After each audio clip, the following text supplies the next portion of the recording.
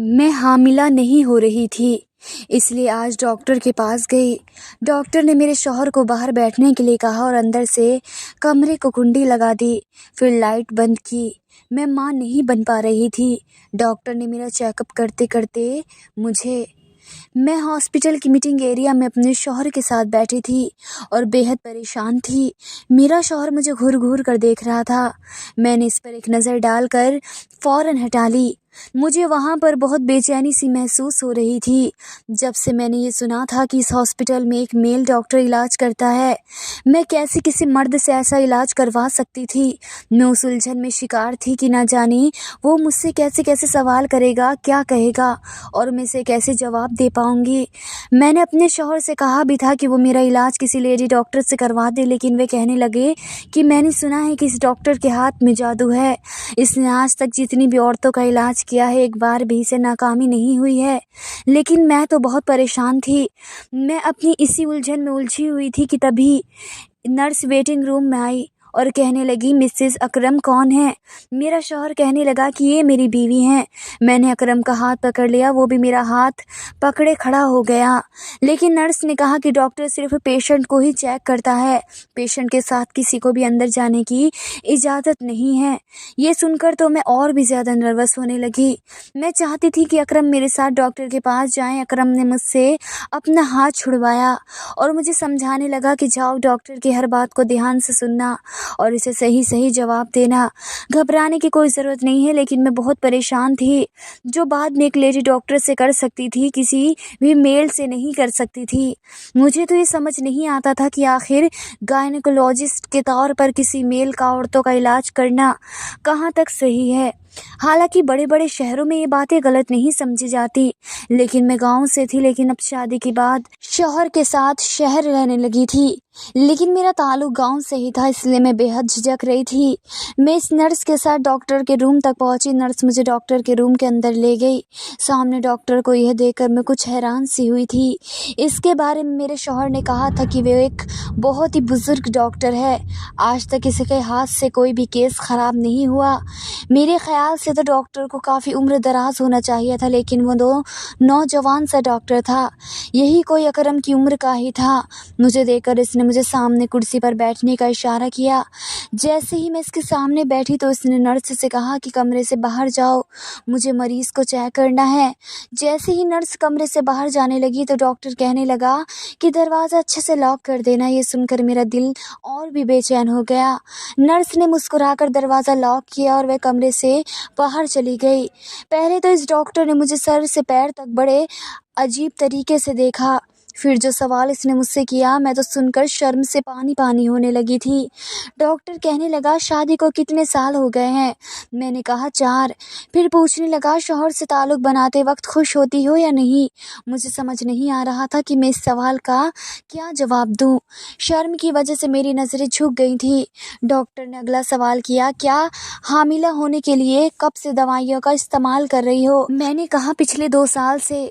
तो डॉक्टर ने कहा, क्या इससे पहले तुम कभी उम्मीद से हुई हो? मैंने कहा कि शादी के 1 साल बाद ही मैं उम्मीद से हुई थी, लेकिन मैं इस बच्चे को जन्म नहीं दे पाई थी, क्योंकि वे बच्चा जन्म लेने से पहले ही मैंने जानबूझकर इसे सबसे छुपाया था। मैं डॉक्टर को नहीं बता सकती थी कि मेरा पहला बच्चा दुनिया में आने से पहले ही कैसे मेरे ही पेट में मार दिया गया था। मेरी बात सुनकर वो कहने लगा, अच्छा ठीक है। फिर थोड़ी देर बाद बोला कि आप सामने बेड पर लेट जाएं, मैं आपका चेकअप करना चाहता हूँ। ये सुनकर तो मेरे होश उड़ गए थे। मैंने कहा कि मैं यूँ आपसे चेकअप नहीं करवा सकती। मेरी बात सुनकर कुछ देर तो वह मुझे देखता रहा और फिर मुस्कुराने लगा और कहने लगा, क्यों, क्या हुआ? आप नहीं जानती थी कि आप एक मेल डॉक्टर से अपना इलाज करवाने आई हैं? मुझे लगा जैसे इसके लफ्ज़ों में तंज था। मैंने कहा कि आपको यहाँ पर एक लेडी डॉक्टर को भी रखना चाहिए था। वो कहने लगा कि अब आप मुझे सिखाएंगे कि मैंने अपने मरीज़ को कैसे देखना है और कैसे नहीं, और मुझे क्या करना चाहिए और क्या नहीं। वो कहने लगा, यहाँ आने वाली हर औरत का मैं ही चेकअप करता हूँ, इसमें से तो कभी किसी को कोई एतराज़ नहीं हुआ। अगर आपको इतना ही एतराज़ था तो आपको यहाँ आना ही नहीं चाहिए था। आप बेकार में मेरा टाइम ख़राब कर रही हैं। ये कहते ही डॉक्टर ने सामने रखी टेबल पर बेल बजाई और वह नर्स कमरे कमरे के अंदर आ गई थी। शायद दरवाजे की चाबी बाहर ही लगी हुई थी, जिससे इसने लॉक खोला। डॉक्टर ने नर्स से कहा कि इनके शौहर को अंदर बुलाएं। कुछ देर बाद ही अकरम नर्स के साथ अंदर आया। डॉक्टर ने इसे भी सामने कुर्सी पर बैठने का इशारा कर दिया। डॉक्टर ने कहा कि आपकी बीवी मेरे साथ बिल्कुल भी साथ कर देने को तैयार नहीं है। ये कह रही हैं कि मुझे यहाँ पर एक लेडी डॉक्टर रखनी चाहिए थी। देखिए, अगर आपने मुझसे इलाज नहीं करवाना था तो मेरा टाइम ज़ाया करने की क्या ज़रूरत थी। ये सुनकर अकरम ने मुझे गुस्से भरी नज़रों से देखा। डॉक्टर कहने लगा कि आप इनको साथ वापस ले जा सकते हैं। पहले आप अपनी बीवी का मन बनाइए कि इसे अपना इलाज मुझसे करवाना है या नहीं। जब ये दिल से राज़ी हो जाए तो फिर आप लेकर आ सकते हैं। ये सुनकर अकरम ने मुझे गुस्से से उठने का इशारा किया। मैं खामोशी से नज़रें झुकाए कमरे से बाहर निकल आई। वापसी के पूरे रास्ते ड्राइव करते हुए अकरम मुझे यही बातें सुनाता रहा कि पिछले 4 सालों से मैं तुम्हारा बहुत इलाज करवा चुका हूँ, लेकिन तुम हामिला नहीं हो पा रही हो और हर जगह से मुझे मायूसी हुई है। इस डॉक्टर की गारंटी है कि इसके इलाज से औलाद गारंटी से होती है और केस कभी भी ख़राब नहीं होता, इसलिए मैं तुम्हें यहाँ लेकर आया था। लेकिन तुम्हारे तो नखरे शुरू हो गए हैं।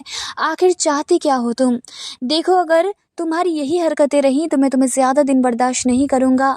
मैं तुम्हें अपनी ज़िंदगी से निकाल दूँगा। मुझे हर सूरत में अपने ख़ानदान के लिए वारिस चाहिए और तुम जानती हो कि मुझे एक बच्चे की सख्त ज़रूरत है। मुझे इसी साल अपनी खुद की औलाद चाहिए। अकरम के मुंह से ये बातें सुनकर मैंने तड़प कर अकरम की तरफ देखा। मैंने कहा, अकरम, शादी के कुछ ही महीने बाद मैं उम्मीद से हो गई थी। इस वक्त आपने मेरे साथ वो जुल्म क्यों किया? आपने क्यों मेरा हमल ज़ाया करवाया? सारी ख़राबी इसी वजह से हुई है। अगर मैं बच्चे को जन्म नहीं दे पा रही हूँ तो इसमें आपकी गलती है, मेरी नहीं। और अब आप चाहते हैं कि मेरा इलाज एक मेल डॉक्टर करें। मैं तो आज गुस्से से जैसे फट पड़ी थी। मैंने अकरम से साफ कह दिया कि मुझे ऐसा इलाज किसी भी मेल डॉक्टर से नहीं करवाना। मेरी बात सुनकर अकरम ने कार की स्पीड बहुत ही ज़्यादा बढ़ा दी। मेरा दिल पहले से ही डरा हुआ था। मैं जानती थी कि वह गुस्से में ऐसा कर रहा है, इसलिए मैं खामोश हो गई और खिड़की से बाहर देखने लगी। मुझे डर भी लग रहा था क्योंकि वो बहुत तेज़ गाड़ी चला रहा था। लेकिन अगर मैं इसे कहती कि मैं डर रही हूँ तो वह गाड़ी की स्पीड स्लो कर ले तो वह और भी ज़्यादा बढ़ा देता। वह ऐसा ही था, जज्बाती। इन 4 सालों में मैं इसे अच्छी तरह से जान गई थी कि मेरा किसी बात पर एतराज़ उठाना अकरम को गुस्सा दिला देता है और गुस्से में वह पागल हो जाता है और फिर इसे कुछ भी नज़र नहीं आता और अकरम का गुस्सा सहने के लिए मजबूर थी। इसके अलावा मेरे पास कोई दूसरा रास्ता नहीं था। मैं एक बहुत ही गरीब ख़ानदान से थी। वैसे तो मैं अपने माँ बाप की इकलौती औलाद थी, लेकिन इकलौते बच्चे का जो लाड प्यार होता है वो मुझे नहीं मिला था। लाड प्यार भी बच्चों को तभी मिलता है जब घर में खुशहाली होती है। हमारे घर में तो मैंने गरीबी ही देखी थी। जब से मैं बहुत छोटी थी तो पापा का एक्सीडेंट हुआ था और इनकी दोनों टांगें इस एक्सीडेंट में चली गई। तब से मेरी माँ दूसरों के घरों में काम करती थी और तभी घर में चूल्हा जलता था। पापा के अंदर ज़िंदगी जीने की उमंग ख़त्म हो चुकी थी। वो चारपाई पर पड़े अंदर ही अंदर रूठते रहते थे और जब मैं 15 साल की हुई तो पापा इस दुनिया को अलविदा कह चुके थे। मेरी माँ तो पहले ही काम करती थी। अब्बा के जाने के बाद तो उन्होंने वैसे ही काम करना था क्योंकि खाने वाला अब कोई नहीं था और कमा कर मुझे पाल रही थी। 5वीं क्लास के बाद ही मैंने पढ़ाई छोड़ दी थी। मुझे पढ़ाई में कोई दिलचस्पी ही नहीं थी। हालांकि मेरी माँ ने एड़ी चोटी का जोर लगा दिया था मैं पढ़ लिख कर अपने पैरों पर खड़ी हो जाऊं, लेकिन मेरा मन पढ़ाई में बिल्कुल भी नहीं लगता था। घर अपना था इसलिए इतनी ज़्यादा दिक्कत नहीं होती थी। अम्मा को जो भी पैसे मिलते थे जैसे तैसे करके वे मेरी फ़ीस भी भर देती थी और आगे भी मुझे पढ़ाना चाहती थी। वो मुझे समझाती थी कि पढ़ाई के बिना ज़िंदगी कुछ भी नहीं है। माँ ने कहा कि मेरी तो जैसे तैसे ज़िंदगी कट गई है, लेकिन मैं तुम्हें खुशहाल ज़िंदगी देना चाहती हूँ। पढ़ लिख कर जाओगी तो अपने पैरों पर खड़ी हो जाओगी और किसी की मोहताज नहीं रहोगी। लेकिन मैंने कभी भी पढ़ाई में दिल नहीं लगाया। माँ के काम पर जाने के बाद मैं अपनी सहेलियों के साथ घूमने फिरने निकल जाया करती। अब माँ ने मुझे पढ़ाई के लिए परेशान करना बंद कर दिया क्योंकि वह भी समझ चुकी थी अब मैं पढ़ाई नहीं करूँगी। अब ज़िंदगी यूं ही गुजरने लगी और मैं 21 साल की हो चुकी थी। अम्मी की एक सहेली थी अब, जो शादी के बाद शहर में रहने लगी थी। अम्मी की सहेली का मायका हमारे ही गांव में था। एक बार जब वो अपने मायके आई तो अम्मी से भी मिलने आई और वो अपने इकलौते बेटे अकरम के लिए मुझे पसंद कर गई। हालांकि मेरी माँ ने इसे कह दिया था कि हमारे पास देने के लिए कुछ भी नहीं है, लेकिन अम्मी की सहेली को मैं बहुत पसंद आ गई थी और वो वैसे भी अम्मी का बोझ भी हल्का करना चाहती थी, क्योंकि अम्मी अब बीमार रहने लगी थी। इसलिए अपने बेटे अकरम के साथ मेरी शादी कर दी। मेरी अकरम की शादी को 5 महीने हो गए थे कि मेरी माँ इस दुनिया से चली गई। मैं ख्यालों की दुनिया में एकदम से चौंक कर निकली थी, क्योंकि गाड़ी घर के सामने बड़ी ज़ोर से ब्रेक लगने पर रुकी थी। मेरा सर सामने वोट से टकराते टकराते बचा था। मेरे उतरने से पहले ही अकरम गाड़ी रोक कर गाड़ी का दरवाज़ा बड़े ज़ोर से बंद कर दिया था और घर के दरवाज़ों का ताला खोलने लगा। ये देखकर मैं समझ गई थी कि आज फिर मेरी शामत है। मुझे तो इंसान कोई दिमागी मरीज़ लगता था। जब से मेरी शादी हुई थी मुझे ज़िंदगी में कोई खुशी नसीब नहीं हुई थी। मुझे ये बात समझ ही नहीं आती थी कि कब कोई बात इस इंसान के मिजाज के ख़िलाफ़ हो जाए। यह मेरी ज़िंदगी को जहन्नुम बना के रख देगा। जैसे ही मैं घर के अंदर दाखिल हुई, इसने मुझे बाजू से दबोच कर पकड़ा और घसीटने के अंदाज में कमरे में ले गया। मुझे बेड पर लाकर गिराया और कहने लगा, बहुत ज़्यादा ज़बान चलने लगी है तुम्हें। मेरे सामने तुम जानती हो कि मुझे बहस पसंद नहीं है। ये बात तुम अच्छी तरह जानती हो, फिर भी आज माफ़ कर रहा हूँ। आगे से मेरे सामने तमीज़ के साथ पेश आना। और एक बात मेरे कान खोल कर सुन लो, मैं कल तुम्हें दोबारा इस डॉक्टर के पास लेकर जाऊँगा। अंदर तुम खामोशी से इससे चेकअप करवाओगी। जिस कदर गुस्से से अकरम मुझसे कह रहा था, मैं जानती थी कि अगर मैं इसकी बात से इनकार किया तो वे मेरे मुँह पर थप्पड़ की बारिश कर देगा। वह ऐसा ही था, ज़िद्दी जनूनी गुस्से में इससे कुछ भी दिखाई नहीं देता था। इसलिए मैंने भी अपनी ज़बान बंद रखी और कुछ भी नहीं कहा। अगले दिन वो मुझे इसी डॉक्टर के पास दोबारा ले गया। जब मैं इस डॉक्टर के कमरे में गई तो वो मुझे देखकर तंज़िया मुस्कुराने लगा था। फिर कहने लगा, बेड पर लेट जाओ। मैं इस बार खामोशी से लेट गई। इसके बाद जब इसने कमरे की लाइट बंद की तो मेरे होश उड़ गए। मैं सोचने लगी, ये कौन सा चेकअप था जो ये लाइट बंद करके मेरे साथ करना चाह रहा था। मैंने कहा कि आपने लाइट क्यों बंद कर दी? वो कहने लगा, मेरे इलाज का यही तरीका है। ये कहकर डॉक्टर मेरे पास आ गया। इस कमरे में हल्की हल्की सी रोशनी थी, वो भी शायद खिड़की से आ रही थी। मेरा दिल बुरी तरह से घबरा रहा था और मेरे दिल की धड़कनें बहुत तेज़ थी। अब वो मेरे बहुत करीब आ चुका था। और फिर इसके बाद जब मेरी शादी अकरम से हुई, वे दोनों माँ बेटे ही थे। अकरम का ना कोई भाई था ना बहन। इसके पापा भी जिंदा नहीं थे। मेरी सास बहुत ही अच्छी थी, लेकिन अकरम का रवैया मेरे साथ ऐसा था कि कभी आग तो कभी पानी। इसके मिजाज से मैं परेशान होकर रह गई थी। कभी कभी तो मेरी बड़ी सी बड़ी बात को भी नज़रअंदाज कर जाता और कभी कभी ज़रा सी बात पर भी लड़ने झगड़ने लगता। जब तक मेरी सास जिंदा थी वह अकरम से मेरी खातिर लड़ जाती थी। कहती थी, क्यों तुम इस बेचारे के पीछे पड़ते रहते हो, वो तो तुम्हारे सामने उफ भी नहीं करती। खुद में थोड़ा बदलाव लाओ। अब तुम शादीशुदा हो, हर वक्त का गुस्सा और झगड़ा अच्छी बात नहीं होती। शादी को 1 महीना गुजरा था और 1 महीने में ही अकरम से तंग आ चुकी थी। इसी 1 महीने के अरसे में कई बार मैंने गिनती करते करते रोते हुए अकरम को मनाया था। अगर वो किसी बात पर नाराज़ हो जाता तो जब तक मैं इसके सामने रोते हुए हाथ जोड़कर माफ़िया नहीं मांगती, वो बिल्कुल भी नहीं मानता था। 1-2 बार तो वो मुझ पर हाथ भी उठा चुका था। छोटी छोटी बातों पर वह इतना ज़्यादा गुस्सा हो जाता कि मेरे ऊपर हाथ उठा देता था। कभी कहता कि तुम शर्ट को सही तरीके से प्रेस नहीं करती हो, कभी कहता कि तुम चाय अच्छी नहीं बनाती हो। हालांकि मैं अपनी तरफ से पूरी कोशिश करती थी कि जैसा इसे पसंद है मैं वैसा ही काम करूं, लेकिन वह किसी तरह से भी राज़ी नहीं होता था। शादी के कुछ महीने बाद ही जब मैं पहली बार उम्मीद से हुई तो अकरम ने जो मेरा हाल किया था, सुनने वालों की शायद रूह कांप जाए।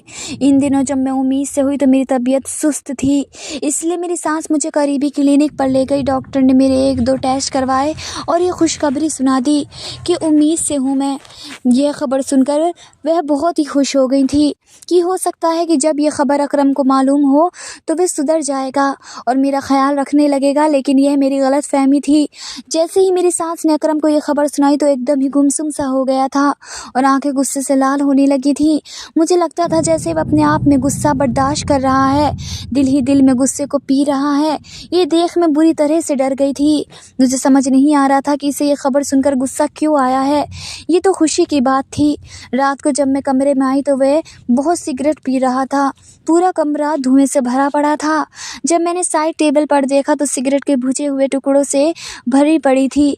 मुझे कमरे में आते हुए देखा तो कहने लगा कि हमारी शादी को अभी कुछ ही महीने हुए हैं और तुम्हें बच्चा पैदा करना है। गाँव की जाहिल औरत, तुम तो ज़िंदगी इंजॉय करने का तरीका ही भूल गई हो। अभी से बच्चों की जिम्मेदारी में मुझे नहीं पड़ना।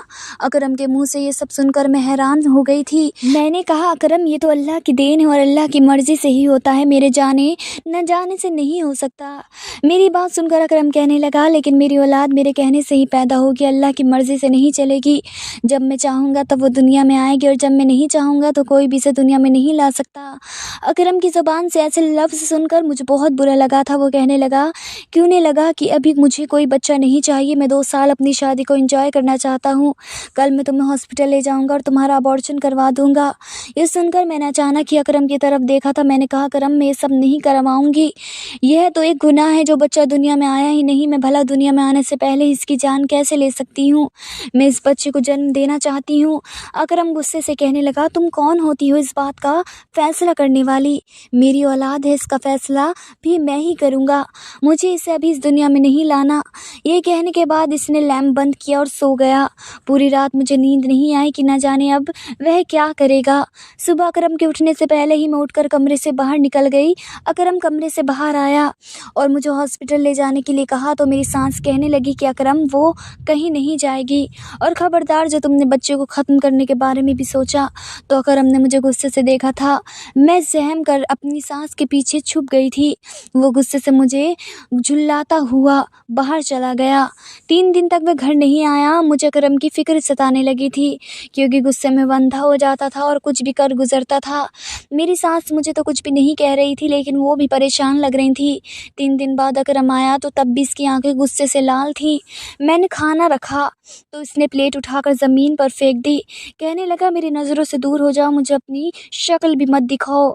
मेरी सास भी ये सब तमाशा देख रही थी और मुझे कहने लगी कि जाओ, तुम कमरे में चली जाओ। मैं अपने कमरे में चली गई और फूट फूट कर रोने लगी। मेरी सास अकरम को बड़े प्यार से समझा रही थी, लेकिन वह बिल्कुल खामोश था। मैं जानती थी कि इसकी खामोशी का मतलब क्या है। मैं सोच चुकी थी कि अब इसकी बात पर कोई एतराज़ नहीं करूँगी। इसकी औलाद है, चाहे ज़िंदा रखे या मार डाले। जब मुझे ज़िंदगी यही अकरम के साथ गुजारनी है तो फिर मैं अकरम के साथ लड़ झगड़ कर ज़िंदगी नहीं गुजार सकती। जैसे ही अकरम कमरे में आया, इसने पहले ही मैं इससे ये सब कह दिया कि वह जो चाहता है कर ले, लेकिन इसने तो मेरी बात ही नहीं सुनी। इसने मुझे ज़मीन पर धक्का दे दिया और फिर मेरे पेट पर ज़ोर ज़ोर से लातें मारने लगा। मैं चीखती रही, चिल्लाती रही। कहने लगा कि मैंने बहुत आसानी से इस झंझट को ख़त्म करवाना चाहा था, लेकिन तुम भूल गई थी कि तुम मुझसे ज़िद करोगी तो तुम्हारा यही हाल करूँगा।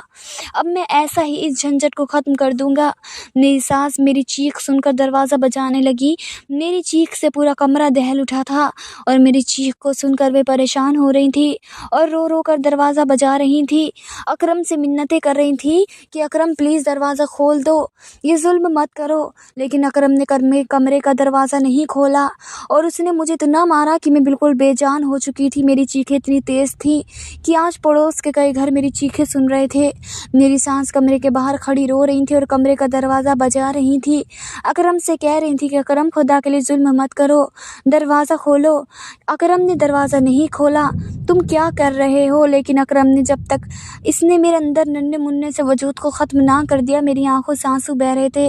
अकरम ने कमरे का दरवाज़ा खोला और कमरे से बाहर चला गया। मेरी सास दौड़ती हुई मेरे पास आई, लेकिन मेरी हालत देखकर बुरी तरह से घबरा उठी। मुझे लग रहा था कि मैं आज ही मर जाऊंगी। मेरी सांस उखड़ने लगी थी। मेरी सास होते हुए अकरम के पास गई और हाथ जोड़कर बोली, खुदा के लिए इसे हॉस्पिटल लेकर चलो। लेकिन वो तो फतूर बना बैठा हुआ था। मेरी सास ने फ़ौरन करके एम्बुलेंस को बुलाया और मुझे अपने साथ हॉस्पिटल ले गई। 3 दिन मैं हॉस्पिटल में रही और इसके बाद मैं घर वापस आ गई थी। अकरम ने मुझसे बिल्कुल ही बातचीत बंद कर रखी थी। मैंने भी अकरम से कोई बातचीत नहीं की थी। जो कुछ भी अकरम ने मेरे साथ किया था, मेरा दिल चाहता था कि मैं इस फितूर दिल आदमी की शक्ल भी ना देखूं। आज अपनी गलती की बुरी तरह से एहसास हो रहा था कि मैंने अपनी माँ की बात मानकर कुछ पढ़ लिख कर जाती तो मुझे ये दिन नहीं देखना देखना पड़ता। मैं इस बंदे की शक्ल भी नहीं देखना चाहती थी। मैं इसे छोड़कर कहीं छोटी मोटी नौकरी कर लेना चाहती थी और अपनी ज़िंदगी गुजार लेना चाहती थी, लेकिन अब मैं लाचार थी। इस आदमी के टुकड़ों पर पल रही थी। मेरे सर पर हाथ रखने वाला ना मेरा बाप था और ना ही मेरी माँ, और ना ही मेरे पास पढ़ाई थी, और अकरम मेरी इसी मजबूरी का तो फ़ायदा उठा रहा था। मेरी सास बहुत अच्छी थी, वही मेरा ख्याल रख रही थी, लेकिन वह भी बहुत बूढ़ी हो चुकी थी और ख़ुद भी कई बीमारियों से घिरी हुई थी। एक दिन अकरम खुद ही मुझसे बात करने लगा। मेरा दिल तो नहीं था कि मैं अकरम से बात करूं, लेकिन फिर भी मैंने अपने दिल को समझाते हुए अकरम से बातचीत करना शुरू कर दी। फिर इसके अलावा दूसरा रास्ता भी नहीं था। या तो अकरम के साथ ज़िंदगी गुजारती या फिर वापस अपने मायके चली जाती, और मायके में मेरा कोई ठिकाना नहीं था। इसलिए दिल पर पत्थर रखकर मैंने अकरम से बातचीत करना शुरू कर दी। और जो कुछ हो चुका था और जो मैं खो चुकी थी वह मुझे वापस नहीं मिल सकता था। 1 साल तक अकरम मुझे ना जाने कौन कौन सी मेडिसिन खिलाता रहा, क्योंकि इसे बच्चा नहीं चाहिए था। इसी दौरान मेरी सास भी इस दुनिया से चली गई। इनके जाने से तो मुझे लगा जैसे मैं बिल्कुल अकेली हो चुकी हूँ। वो थी तो मेरी फिर भी हिम्मत बनती रहती थी, और अकरम तो ऐसा था जैसे कि आज़ाद हो चुका था, क्योंकि शायद पहले माँ के सामने कुछ नरमी से बात कर लेता था, लेकिन अब तो इसे खुली छूट मिल गई थी। अब तो आए रोज़ मुझ पर हाथ उठाता था, कभी चिल्लाता या भी बर्तन तोड़ देता। फिर एक दिन मुझसे कहने लगा कि अब मुझे बच्चा चाहिए। ये सुनकर मेरा दिल दुखी हो चुका था। मेरे अंदर से ये ख्वाहिश ही ख़त्म हो चुकी थी कि मैं कभी माँ बनूं। जब अकरम ने कहा कि मुझे बच्चा चाहिए तो फिर इसने मुझे दवाइयाँ खिलाना छोड़ दी थी, लेकिन फिर भी मैं उम्मीद से नहीं हुई थी। 1 साल और गुजर चुका था। फिर अकरम मुझे एक लेडी डॉक्टर के पास लेकर गया। डॉक्टर ने कहा कि प्रेगनेंसी में तुम्हारे साथ कुछ ऐसा हो, तुम्हारी पहली बार प्रॉब्लम हुई है जिसकी वजह से तुम कभी माँ नहीं बन सकोगी। मेरे शौहर ने मेरे साथ जो जुल्म और ज़्यादती की थी, शायद उसी वजह से खुदा ने ये खुशी मुझसे छीन ली थी। और फिर मुझ पर यह राज भी खुल गया था कि अकरम को औलाद क्यों चाहिए। असल में मेरी सास अपनी सारी जायदाद अकरम के बजाय अपने पोते या पोती के नाम कर गई थी, इसलिए अकरम को जो भी औलाद होगी वही सारी जायदाद की असली हकदार होगी। जब तक अकरम की कोई औलाद नहीं हो जाती तब तक सारी जायदाद सरकार के कब्जे में रहती और अकरम को सिर्फ लिमिटेड खर्च दिया जाता। ये बात भी गुस्से में एक दिन अकरम ने मुझसे लड़ते लड़ते कह दी थी, और मैं समझ गई थी कि इसे औलाद से कोई दिलचस्पी नहीं है। इसे तो सिर्फ जायदाद चाहिए थी जो इसकी माँ ने अकरम के आने वाली औलाद के नाम की थी। और फिर इस डॉक्टर के बारे में अकरम को मालूम हुआ तो मुझे वह इसके पास ले गया। डॉक्टर अंधेरे कमरे में जब मेरे पास आया और मुझे एक इंजेक्शन लगाया जिससे मैं बेहोश हो चुकी थी। मैं नहीं जानती थी कि मैं कितने दिन तक बेहोश रही, लेकिन जब मुझे होश आया तो मैं इस हॉस्पिटल के प्राइवेट रूम में थी। मेरे हाथ पर ड्रिप लगी हुई थी। मुझे अपना कुछ जिस्म बहुत बेजान सा महसूस हो रहा था, लेकिन मुझे कुछ भी याद ना रहा था। कुछ देर बाद वही डॉक्टर कमरे में आकर फ़ोन पर किसी से बात कर रहा था। कह रहा था कि जी हाँ, सब काम ठीक ठाक हो चुका है। अरे आपकी बीवी उम्मीद से है। और मेरा दिमाग चकरा कर रह गया था। आखिर मैं कब से इस हॉस्पिटल में थी और कब से मैं बेहोश थी, और मेरे साथ आखिर क्या हुआ था। मुझे तो कुछ भी याद नहीं आ रहा था कि आखिर मेरे साथ क्या हुआ था कि मैं बेहोशी की हालत में ही उम्मीद से भी हो चुकी थी। एक के बाद एक सवाल मेरे दिमाग में घूमने लगे थे। इस डॉक्टर ने जब मुझे होश में देखा तो मुस्कुराने लगा, कहने लगा, अब आपको कैसा महसूस हो रहा है, ठीक तो है ना आप? मैंने इसे गुस्से से देखा। मैंने कहा, अभी आपने किसके बारे में बात की है? कौन है जो उम्मीद से हो चुका है? डॉक्टर मेरी बात सुनकर मुस्कुराने लगा, कहने लगा, आपका ही तो इलाज कर रहा था। आपके शौहर की इजाज़त से मैंने आपका इलाज किया है। मैंने कहा, मैं कब से बेहोश हूँ, क्या किया गया है मेरे साथ, बताइए। क्योंकि मुझे तो लेडी डॉक्टर जवाब दे चुकी थी कि मैं कभी भी माँ नहीं बन सकती। तो कहने लगा, आप सिर्फ 3 दिन से बेहोश हैं। हमने आपका अंदरूनी इलाज किया है। आपके शौहर को औलाद चाहिए थी और वह एक नेचुरल तरीके से होना मुश्किल लग रहा था, इसलिए ये सब किया है और वो हो गया जो आपका शौहर चाहता था। ये सुनकर मेरी आंखों से आंसू बहने लगे थे। मुझे अकरम से अब नफ़रत सी महसूस हो रही थी। कैसी अंधेर नगरी महसूस होने लगी थी। वो अपनी बात मनवाने के लिए किसी हद तक भी जा सकता था।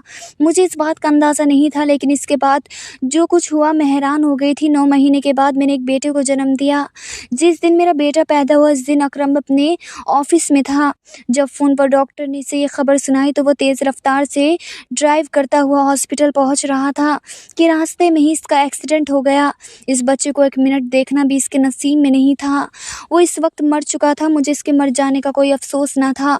अकरम जिस तरह की बातें करता था, यानी खुद को खुदा से भी ऊपर समझने लगा था, तो खुदा को ऐसे लोग बिल्कुल भी पसंद नहीं, क्योंकि ज़िंदगी और मौत पर सिर्फ खुदा का हक है। ऐसे ही कुछ दावे करम भी कर रहा था कि जब वह चाहे अपने बच्चे को दुनिया में ला सकता है और जब वह चाहे इसे मार सकता है। लेकिन वो ये नहीं जानता था कि इंसान से बढ़कर जो है वह खुदा है। इसकी मर्ज़ी के बिना पत्ता भी नहीं हिल सकता। मैंने अपने बेटे को अपने सीने से लगा लिया था। अकरम की बॉडी को घर लाया गया था और इसको दफन भी कर दिया गया, लेकिन मेरी आंखों से आंसू भी नहीं निकल रहा था। सब लोग ये समझ रहे थे कि मुझे अकरम की मौत का सदमा लग गया है, इसलिए मेरी आंखों से आंसू नहीं गिर रहा। लेकिन मुझे कोई सदमा नहीं लगा था। मुझे अकरम के जाने का कोई दुख नहीं था। अकरम के जाने के बाद ज़िंदगी धीरे धीरे अपने रास्ते पर आने लगी। मैं अपने बच्चे की परवरिश में दिल और जान से लग चुकी थी।